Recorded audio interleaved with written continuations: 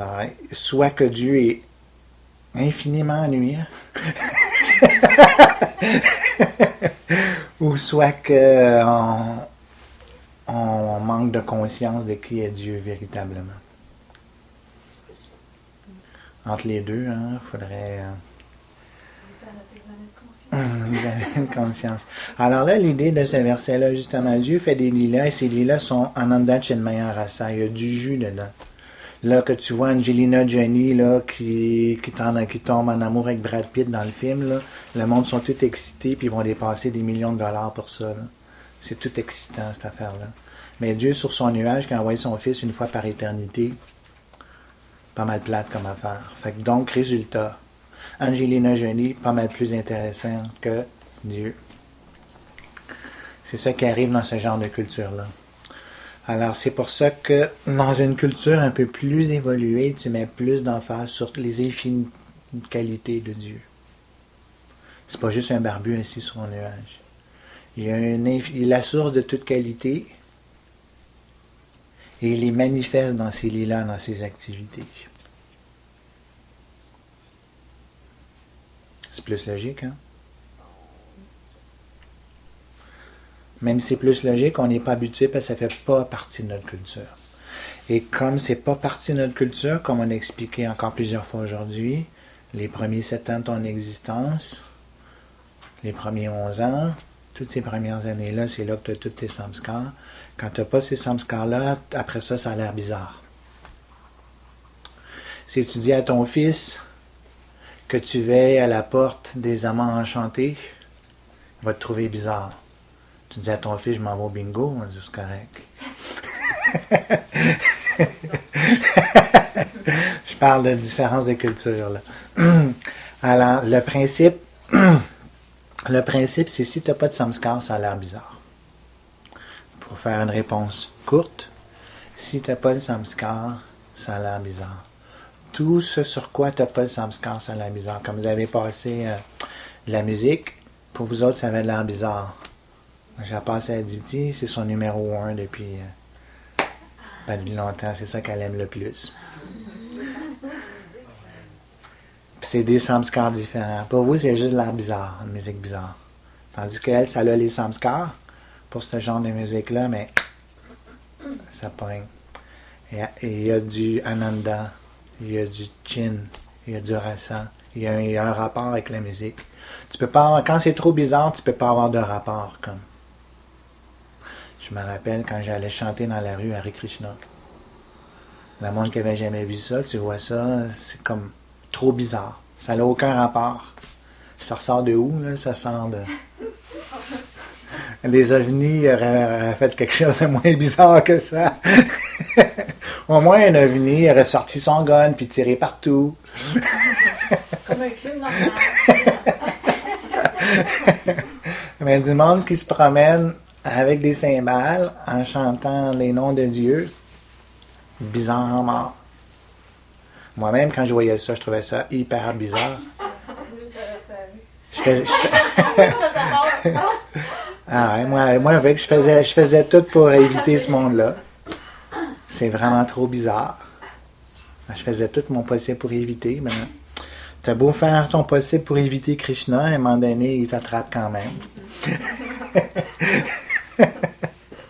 Alors, c'est ça l'idée. Fait que ce qui est vraiment spirituel est très bizarre pour quelqu'un de matériel. D'où l'importance du sadhu sangha. Sans sadhu sangha, tu ne peux pas avoir la transition. Tu ne peux pas avoir quelqu'un qui t'explique que Radha Krishna, c'est plus intéressant que le bingo. Ça prend cette transition-là. Sinon, c'est juste trop bizarre. Et toutes les idées des grands acharyas, les idées profondes des grands acharyas, des grands penseurs, sont trop bizarres, comme sont trop, pour le monde commun des mortels, trop bizarres, donc trop incompréhensibles. Comme Rumi, dans son époque, le monde le traitait de athée. Un athée. Il pensait que Rumi ne croyait pas en Dieu, que c'est vraiment pas un bon musulman. Parce que pour lui, il était trop bizarre. Le monde le trouvait trop bizarre. Il ne fait pas les choses normalement. S'il ne fait pas les choses normalement, il ne suit pas la bonne religion, donc c'est un athée.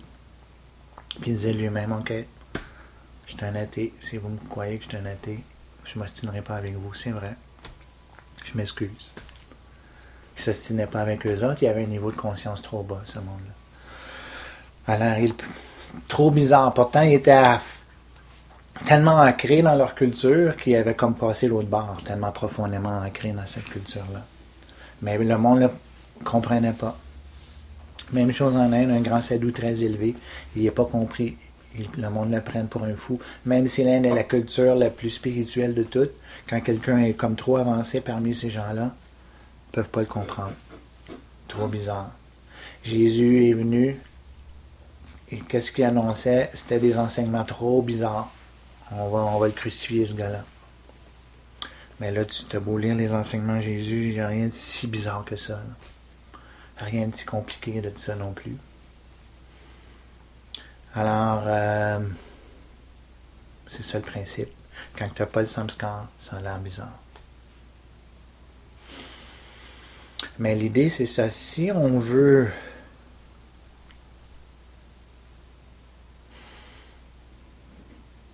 vivre dans l'amour de Dieu, c'est ça qu'il faut qu'on cultive, cet amour de Dieu. Là.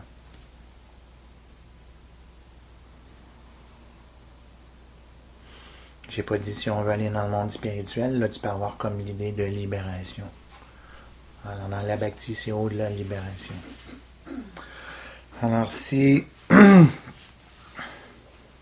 j'en ai parlé des centaines de fois, tu as le karma puis tu as le gyan, tu as le désir de libération puis tu as le désir de gain matériel. C'est les deux grands obstacles. Alors tu veux surpasser ça, c'est la bhakti. Où tu recherches ni ton gain matériel, ni le désir de libération spirituelle. Et alors, cette bhakti-là, mais c'est quoi? C'est cultiver des rasas, des relations d'amour. Si tu n'as pas de relation d'amour, mais ta bhakti, elle va être quoi? C'est de vous imaginer de la bhakti sans relation d'amour.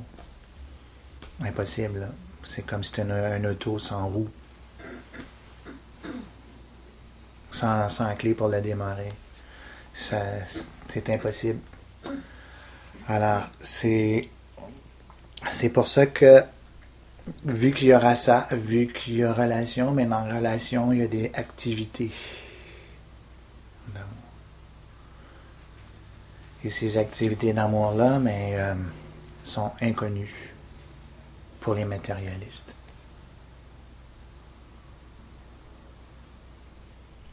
Si un matérialiste devient spiritualiste, il va se dire que la spiritualité, c'est que tu enlèves tout ce qui est personnalité. Personnalité et relation et attachement égale illusion.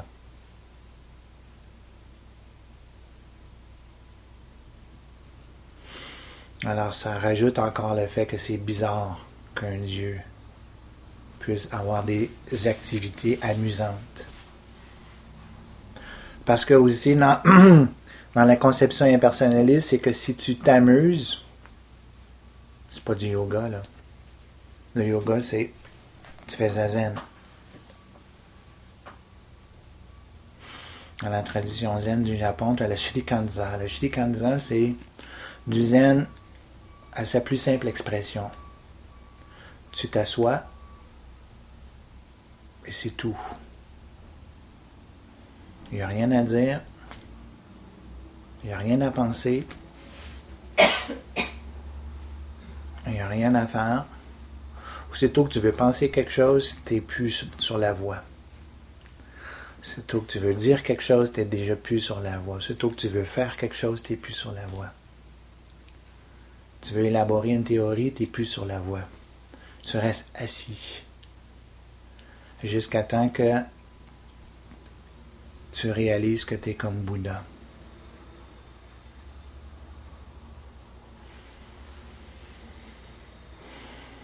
Alors ça, c'est une des grandes traditions zen que tu vas avoir comme ça. Alors, il n'y a pas de question de méditer sur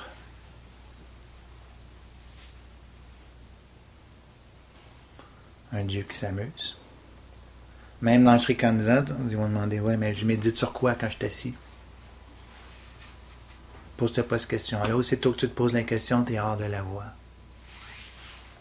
Ils se ressemblent les Ah ouais. Ça, c'est dans l'impersonnalisme total. Juste reste assis. Ouais, mais ça va me donner quoi? Ah, tu t'es posé une question.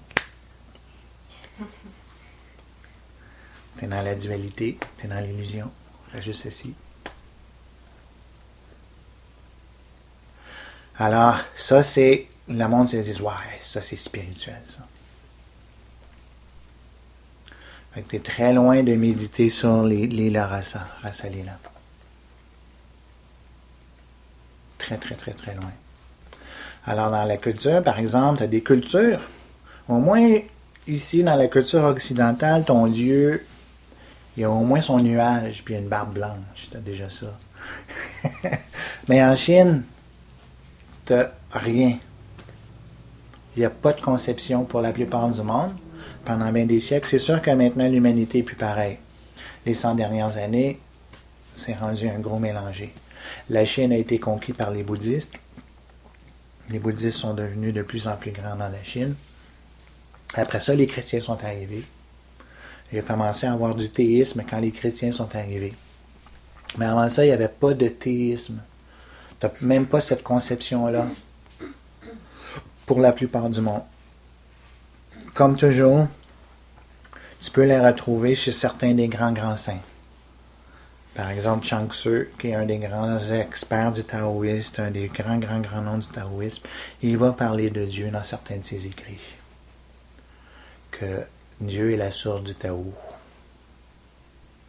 Bon, ce Dieu-là, il ressemble plus à un Brahman impersonnel aussi. Mais au moins, il y a un début de concept de ça. Mais pour la plupart des Chinois, même pas de ce concept-là. Tu as le ciel et la terre, le yin et le yang. Et la source du ça, c'est le Tao.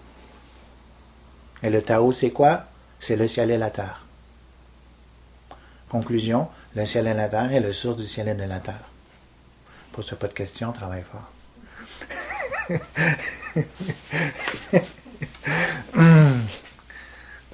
Et là, la première phrase du Tao Te Ching, le Tao qu'on peut nommer n'est pas le vrai Tao.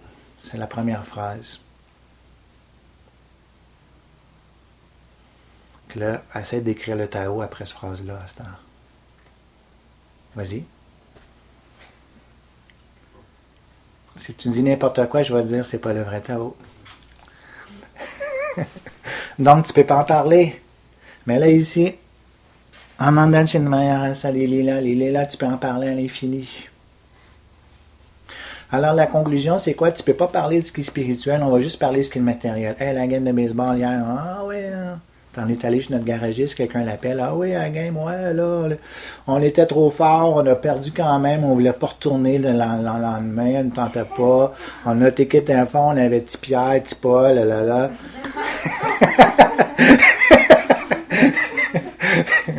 Fallait que je paye ma facture de 731$. Mais avec j'attends qu'il parle de sa gueule de baseball, elle a 10 minutes au téléphone. Alors, mais le Tao, ça, on n'en parle pas, là. Non. Mais le baseball, on en parle. Alors, qu'est-ce qui arrive, c'est que ton mental devient rempli de choses frivoles constamment.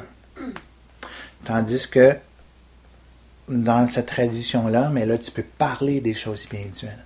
Et ton mental peut devenir rempli de ces choses spirituelles-là. C'est une autre culture complètement différente. Là, on est dans un moment extrêmement spécial et bizarre de l'humanité où à peu près toutes les cultures sont pratiquement détruites. Mais en même temps, toutes les cultures nous sont disponibles. C'est aussi bizarre que ça. Alors, ça veut dire quoi, par exemple? Si tu veux avoir un expert en taoïste, je peux t'en présenter un qui va probablement te montrer le taoïsme mieux qu'un Chinois l'a connu il y a 200 ans en Chine, ici même à Montréal.